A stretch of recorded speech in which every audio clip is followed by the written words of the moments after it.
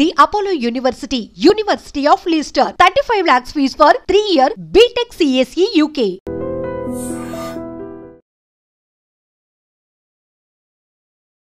నమస్కారం మన ఆయుర్వేదం ప్రోగ్రామ్కి అందరికీ స్వాగతం. సో ఈరోజు మనతో ఉన్నారు వంటింటి చిట్కాలకు కీరఫ్ అడ్రైస్ అయిన చిట్టుపొట్ల మధుసూదన్ శర్మ గారు. సో సార్ని అడిగి గ్యాస్ ట్రబుల్కి ఒక మంచి పరిష్కారం తెలుసుకునే ప్రయత్నం చేద్దాం. నమస్కారం అండి. నమస్తే.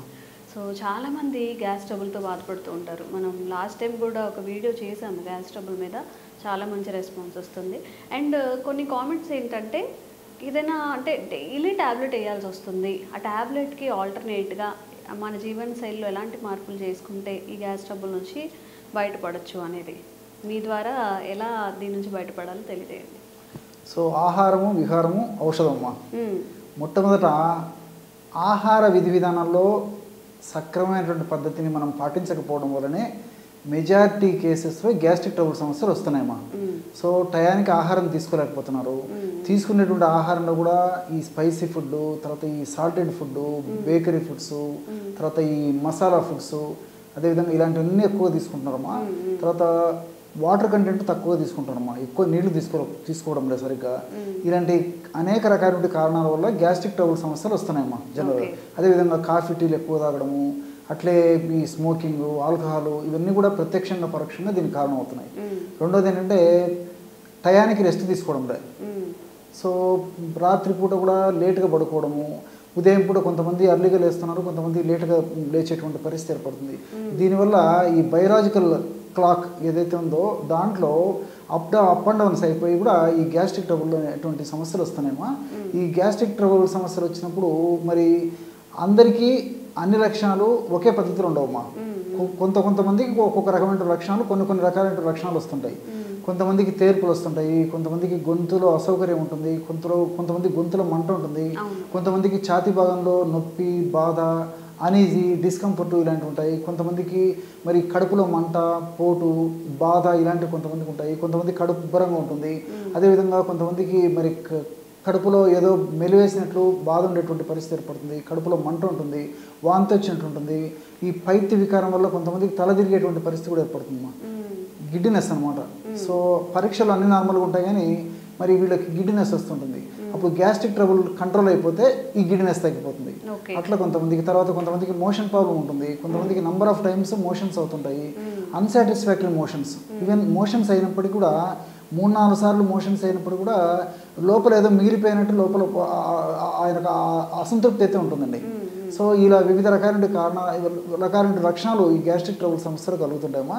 దీనికి సంబంధించి మరి విచ్చలవిడిగా విపరీతంగా ఆధునిక కృత్రిమ రసాయన ఔషధాలు, ఏదో ఒక పరిగడుపున ఒక మాత్ర వేసుకుంటే సరిపోతుంది కదా, 2 చెంచాల లిక్విడ్ ఏదో తాగితే సరిపోతుంది కదా ఉద్దేశంతోనే చాలామంది ఉంటారు. కానీ మరి వైద్యుల పర్యవేక్షణ లేకుండా దీర్ఘకాలం పాటు ఆ యొక్క ఔషధాలను వాడుకోవడము క్షేమదాయకం కాదు, ఆరోగ్యదాయకం కాదు, ఆమోదయోగ్యం అంతకన్నా కదమ్మా.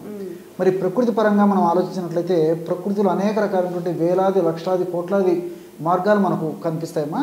వాటిల్లో అందరూ తయారు చేసుకోదగ్గ సులువైనటువంటి, నమ్మకమైనటువంటి, తీసుకున్నటువంటి తక్షణమే దాని ఫలితాన్ని చూపించగల ఒక అద్భుతమైనటువంటి అనుభవపూర్వకమైనటువంటి ఒక రెమెడీ చెప్తానమ్మా. దీనికి కేవలం 4 పదార్థాలు కావాలి. సైంధవ లవణ చూర్ణం ఒక 10 గ్రాములు, 20 గ్రాములు కావాలమ్మా. సైంధవ లవణ చూర్ణం ఒక 20 గ్రాములు. అదేవిధంగా జీలకర్రను వేయించి చేసినటువంటి చూర్ణం 20 గ్రాములు. సో ఏలకుల చూర్ణం 20 గ్రాములు. ఏలకుల చూర్ణం అంటేమా ఏలకులు తెచ్చుకుని లోపల నల్ల విత్తనాలు ఉంటాయి కమ్మా, నల్ల విత్తనాలను మనం చూర్ణం చేసుకొని కలుపుకోవాలి అమ్మా. సో ఏలకులు ఆ నల్ల లోపల ఉన్నటువంటి విత్తనాల యొక్క చూర్ణము ఒక 20 గ్రామ్స్. సో ఫైనల్గా అతి మధుర చూర్ణం. గత కొన్ని కార్యక్రమాలు కూడా మనం తెలుసుకున్నామమ్మా. అతి మధురం, విపరీతంగా తీపి ఉంటుందమ్మా. ఇది పేరే అతి మధురం. ఒక వేర్ల యొక్క చూర్ణమ్మా. మనకు వేర్లు మార్కెట్లో దొరుకుతాయి. మరి వేర్లు దంచుకొని చూర్ణం తయారు చేసుకోవడం చాలామందికి మరి సాధ్యమైనటువంటి పని కాదు కాబట్టి అతి మధుర చూర్ణం కూడా మనకు మార్కెట్లో దొరుకుతుంది. ఎస్టి చూర్ణం అంటారమ్మా. ఆయుర్వేద ఔషధ విక్రయశాలలో దొరుకుతుంది ఎస్టి చూర్ణం, లేదా తెలుగులో అతి మధుర చూర్ణం. చాలా తీయగా ఉంటుందమ్మా. ఈ అతి మధుర చూర్ణం గుణం ఏంటంటే ప్రేవుల్లో ఉన్నటువంటి పుండును కూడా మానిపెట్టే గుణం ఉందమ్మా. అల్సర్ను కూడా మానిపేస్తుంది అన్నమాట. సో రీసెర్చ్లో కూడా ఈ విషయం నిర్ధారణ అయింది. సో అతి మధుర చూర్ణం కూడా ఒక 20 గ్రామ్స్. సో సైంధవ లవణ చూర్ణము, జీలకర్ర చూర్ణము, తర్వాత సైంధవ లవణ చూర్ణము, జీలకర్ర చూర్ణము, ఏలకుల చూర్ణము, అతి మధుర చూర్ణం.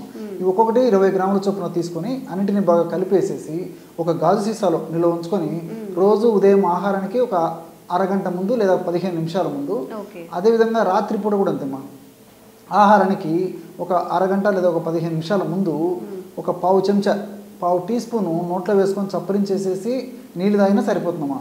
అలా కాకపోతే ఒక 50 ml నీళ్ళల్లో కలిపేసి కూడా తీసుకోవచ్చు. ఈ విధంగా క్రమం తప్పకుండా రోజు ఒక్కసారి, సమస్య తీవ్రంగా ఉంటే రోజు 2 సార్లమ్మా, లేకపోతే రోజు ఒక్కసారి తీసుకున్నా సరిపోతుంది. లేకపోతే కొన్నాళ్ళ పాటు రోజు 2 సార్లు వాడి సమస్య అదుపులోకి వచ్చిన తర్వాత రోజు ఒక్కసారి వాడినా సరిపోతుందమ్మా. దీర్ఘకాలం పాటు వాడినప్పటికీ అన్నీ మనకు సైడ్ బెనిఫిట్స్ ఉంటాయి కానీ ఎలాంటి సైడ్ ఎఫెక్ట్స్ ఉండవు. క్షేమదాయకంగా వాడుకోవచ్చు. పిల్లల నుంచి పెద్దల వరకు నిరపాయకరంగా వాడుకోదగ్గ దివ్యమైనటువంటి ఔషధం ఈ యొక్క నేను చెప్పినటువంటి గ్యాస్ట్రిక్ ట్రబుల్ ఔషధం అమ్మా. ఓకే సార్, మరి ఇప్పుడు ఇంట్లో తయారు చేసుకోలేని వాళ్ళకి బయట ఏదైనా ఆయుర్వేదిక్ స్టోర్స్లో రెడీమేడ్గా పౌడర్ ఏమైనా దొరుకుతుందా? ఈ ఎస్టి చూర్ణం అనేది దొరుకుతుందమ్మా. ఈ ఎస్టి చూర్ణం ఎలాంటి కండిషన్స్లో వాడుకోవాలంటే ప్రధానంగా ఈ పైత్య లక్షణాలు అంటే శరీరంలో పిత్తదోషం ప్రకోపించినప్పుడు కడుపులో మంట, గొంతుల మంట, నోట్లో పుళ్ళు రావడము, కళ్ళు మంటలు ఉండడము, మూత్రం మంట ఉండడము, దీని యొక్క ప్రభావం చేత మల విసర్జన సమయంలో మంట ఉండడము, కాళ్ళు చేతులు మంట ఉండడము, ఇలాంటి లక్షణాలు మంట ప్రధానంగా ఉండి ఈ వేడి ప్రధానంగా ఉన్నటువంటి పరిస్థితుల్లో ఈ ఎస్టి చూర్ణము సపరేట్గా దొరుకుతుందమ్మా. కేవలం ఆ ఎస్టి చూర్ణం కూడా వాడితే సరిపోతుంది. అలా అని చెప్పేసి ఎస్టి చూర్ణం మిగతా లక్షణాల్లో తగ్గించేటువంటి అత్యద్భుతమైనటువంటి గుణాలు ఉన్నప్పటికీ వీటి ప్రధానంగా పనిచేస్తుందమ్మా. అన్ని రకాలైనటువంటి గ్యాస్ట్రిక్ ట్రబుల్ సమస్యల్లో కూడా ఎస్టి చూర్ణం పనిచేస్తుంది. ఇప్పుడు నేను చెప్పినట్టు వాటిల్లో ప్రత్యేకంగా పనిచేస్తుంది. రెండవది ఏంటంటే అవిపత్తికర చూర్ణం.